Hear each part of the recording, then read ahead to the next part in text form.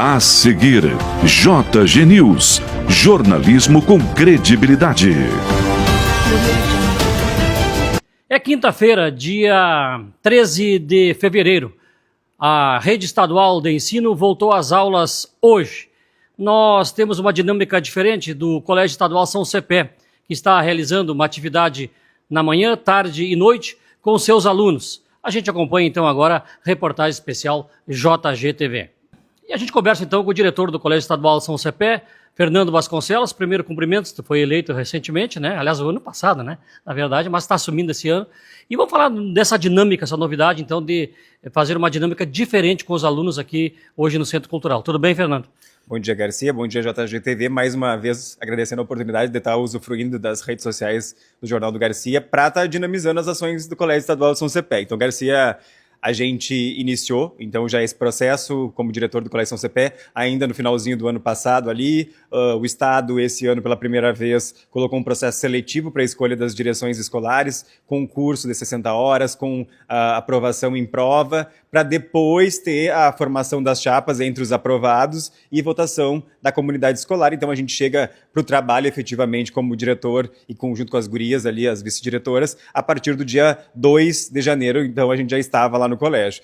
E para essa atividade que vocês fizeram a cobertura agora de manhã, a gente já vinha se programando há bastante tempo, visto as questões das temperaturas altas, então a gente já estava com essa programação agendada para o dia 10, depois a gente tinha um aceno pela liminar concebida pelos CEPERS ali, pela Justiça, na realidade, através do ingresso dos CEPERS, para voltar no dia 17, o Estado conseguiu derrubar a liminar e voltamos hoje, inclusive no dia do meu aniversário, dia 13, aqui na Fundação, que eu já quero deixar o meu agradecimento público, então, à diretoria da Fundação AFIF, que conseguiu encaixar essas agendas aqui, visto que o auditório é bastante requisitado. E para essa atividade, Garcia, reunir o maior número de alunos, falar a mesma linguagem, trazer assuntos pertinentes, não só sobre as regras da escola, mas também algumas alterações que houveram a nível estadual com relação às matrizes que eles vão estar enfrentando aí ao longo desse percurso, né? Algumas dinâmicas que a própria direção também muda, né? E a gente muda a perspectiva também dentro, né? As melhorias que fizemos já na escola nesse primeiro momento, aí, adequações com o recurso do Agiliza, com aquilo que a gente planeja e quer semear aí ao longo desse ano. Então essa foi feita na primeira fala ali por mim. Na sequência a gente passou algumas orientações das próprias regras da escola com o pessoal da coordenação pedagógica e orientação, e por fim a professora Lucélia também encerrou aqui as falas da manhã, falando sobre algo que é extremamente importante para eles, conhecer ao longo do primeiro e do segundo ano, mas para essas turmas do terceiro ano aqui, efetivamente saber como que acontece o processo de avaliação, então entender um pouquinho do processo do Enem, que é bastante tranquilo, mas é complexo, entender como que depois da prova feita, como é que se gera a nota, como que se faz para esse acesso por SISU, por ProUni, fila de espera, a própria retomada do vestibular da Universidade Federal de Santa Maria, do processo seriado seletivo, então, que a gente tem o PSS, a ampliação disso, que a gente sempre diz que a gente vive numa bolha, muitas vezes, né? E o adolescente, quando ele está despertando, ele precisa romper essa bolha para entender que existe também opções de qualificação em universidades, não só em Santa Maria, que é a cidade mais lógica aqui do nosso lado, mas também em Pelotas, em Rio Grande, na própria URGS, em Porto Alegre. Então, fazer com que esse acesso, que essa opção se torne uma realidade na vida desse aluno. E, mais uma vez, lembrando, Garcia, que a gente trabalha com uma instituição pública de ensino, tentando fortalecer esse papel dentro da sociedade da formação dos futuros cidadãos e lembrar eles que eles têm condições. Não só condições técnicas de responder a provas, mas condições de depois de permanência. Então, a gente tem ali Casa do Estudante, que é moradia gratuita, de qualidade, alimentação gratuita para aluno de baixa renda, e o próprio município de São Cepé também oferta aí o transporte para quem não quer, né, morar em Santa Maria. Então, há uma série de questões que eles precisam ter acesso a essa informação e também estarem dispostos a ir atrás porque tudo é regido por o que está escrito. Papéis. Fernando, nós temos aí mudança na legislação, a questão do uso da tecnologia, que é o telefone, né? E algumas questões vai ficar para a escola definir, por último, né, a dinâmica de como ser. Como é que tu vê essa mudança e que medidas vocês estão adotando, então, em relação ao uso do telefone? Garcia, tudo isso vai passar por um processo sempre avaliativo. A educação, ela não é estanque, ela sempre está num processo contínuo de construção. Hoje a gente vive aí, a partir de janeiro, né, a partir de decretos, enfim, das leis ali que colocaram que o celular fica restrito dentro do ambiente escolar, desde que, com exceções, ao uso pedagógico. Então, por exemplo, isso isenta a direção, por exemplo, a vice-direção que trabalha no celular, então isso fica voltado realmente ao âmbito sala de aula e escola por parte dos alunos. Então a gente enxerga isso como um processo também de avaliação desse cenário. Então as leis existem, a gente tenta cumprir elas na máxima possibilidade possível, mas no SES a gente prima também por a questão de alguns acordos com os próprios estudantes, porque isso faz parte da estratégia também pedagógica. Então se o uso do celular é para estratégias pedagógicas, esse diálogo faz parte disso. Então o nosso combinado aqui é, por enquanto, ir o celular na mochila.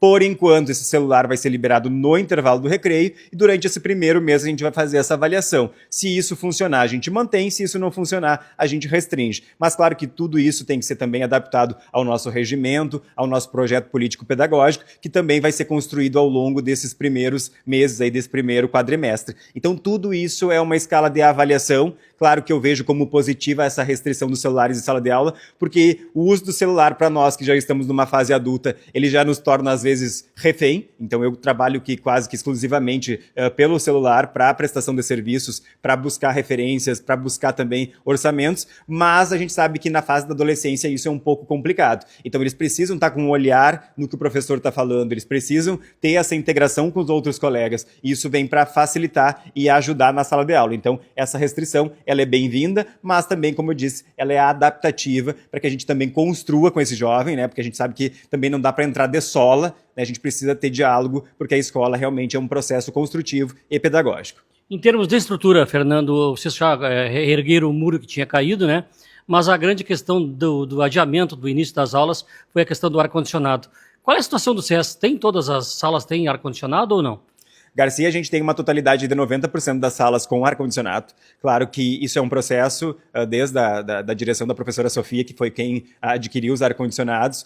À época, ainda teve um movimento, quem foi meu ex-aluno sabe, teve o Ocupa SES, também, que foi um movimento de protesto, porque a gente tinha o ar-condicionado, mas não tinha rede elétrica. Foi feita uma melhoria ao longo desses últimos anos aí, mas quando é muito aparelho ar-condicionado ligado numa mesma rede elétrica, né, de uma escola que vai fazer aí 55 anos, por mais que tenha se melhorado, ainda existem algumas quedas. Então, a gente tem ventilador em todas as salas de aula também, para complementar, mas a princípio, ontem ainda a gente testava, todos eles funcionando com manutenção, mas é aquela coisa, é do dia a dia. Então a gente vai testando. Então a nossa escola também recebeu essa verba do Agiliza no final de ano, como outras escolas, e tem investido nessas recuperações, ambiência, tanto para professores quanto para alunos, recuperação de infraestrutura, né? Então hoje eu brincava com eles ali sobre o Homo sapiens, né? Que as pessoas, os alunos às vezes têm aquela mania de escrever nas paredes para eternizar o seu nome, então não precisa isso, é dano ao patrimônio, além de poluição visual. Então a gente segue trabalhando essas questões aí. A gente tem alguns planos para áreas esportivas da escola também e melhorando. Eu acho que o trabalho também da direção é todo dia estar fazendo aquele papel de zelo pela educação pública que passa também pela infraestrutura. Então, a gente, como tu mencionou, tem a reconstituição do muro que caiu lá em 23 de setembro de 2023. A gente tem ali melhoras no setor administrativo e a gente agora essa semana também vai estar recebendo aí mais 30 Chromebooks, mais uma Smart TV e mais 2 computadores. Então, a gente está investindo nisso, seguindo as diretrizes, são muitas do Estado, então a gente passa o dia inteiro controlando e-mail também, porque quase que de meia e meia hora chega alguma informação para a gente cumprir. Então a gente está trabalhando nesse segmento para ter um ano aí que vai ter integração da família, vai ter a retomada, né, de avaliações, preparando os alunos realmente para o vestibular, para o Enem, para o PSS, e a gente vai ter um encaminhamento aí também para o final do ano, com o Gincosses, com atividades como a Copa SES, então tudo aquilo que deu certo, que já é estandarte da nossa escola. Tá bem, obrigado pela entrevista, parabéns pelo aniversário e uma boa gestão na escola com toda a tua equipe de trabalho, os alunos também. Obrigado, Garcia, mais uma vez eu agradeço a participação dos alunos hoje aqui, a vocês, e a gente vai se encontrar muito por aí ainda. Ok, obrigado então, Fernando Vasconcelos, que é diretor do SES, você acompanhou o reportagem especial JGTV. O seu banco divide os resultados com você? Acreditamos que cooperar é quando todos ganham. Aqui você é mais que um cliente, é um associado, participa das decisões e dos resultados. É dinheiro direto na sua conta. Mas como que isso acontece na prática? Anualmente, os resultados são divididos entre os associados conforme a sua participação em produtos, como investimentos, cartões de crédito, consórcios, entre outros. Quanto mais você utiliza os produtos do Sicredi, mais você contribui para o crescimento da cooperativa e mais benefícios você recebe. Porque aqui no Sicredi não é só dinheiro, é ter com quem contar. Não é só dinheiro, é ter com quem contar. Em São Cepé, Posto Avenida, 4 anos, atendimento 24 horas. Trabalhamos com a marca Petrobras, o que garante a entrega de um produto de qualidade para melhor desempenho do seu veículo, trator ou máquina agrícola. No Posto Avenida você encontra tudo que um posto de combustível oferece: atendimento e qualidade, com a tradição da família Heisden. Temos óleo diesel S10 e S500, com a garantia da Petrobras. Posto Avenida, Avenida Getúlio Vargas, em São Cepé. A Seletro vem investindo forte nos últimos anos na modernização de suas redes. Nosso objetivo é ampliar constantemente a oferta de energia e melhorar cada vez mais os serviços entregues aos nossos associados. E é assim, olhando para frente sem jamais esquecer do passado, que a direção, conselheiros e funcionários trabalham para atender e suprir as mais diversas necessidades das comunidades da região e para reforçar os laços da cooperativa com os mais de 24 mil associados, distribuídos nos 28 municípios da nossa área de atendimento. Seletro, energia para quem produz. Seletro, visão de futuro.